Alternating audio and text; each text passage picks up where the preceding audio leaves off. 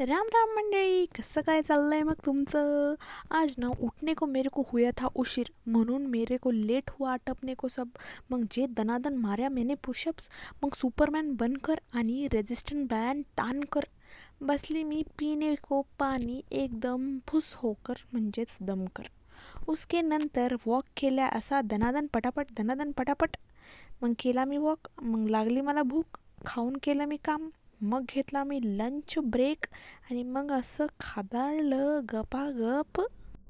मग असं पूर्ण दिवस स्वतःला स्वतःचं आटपून मग मी घेतली मिड मील आणि मग केला मी योगा.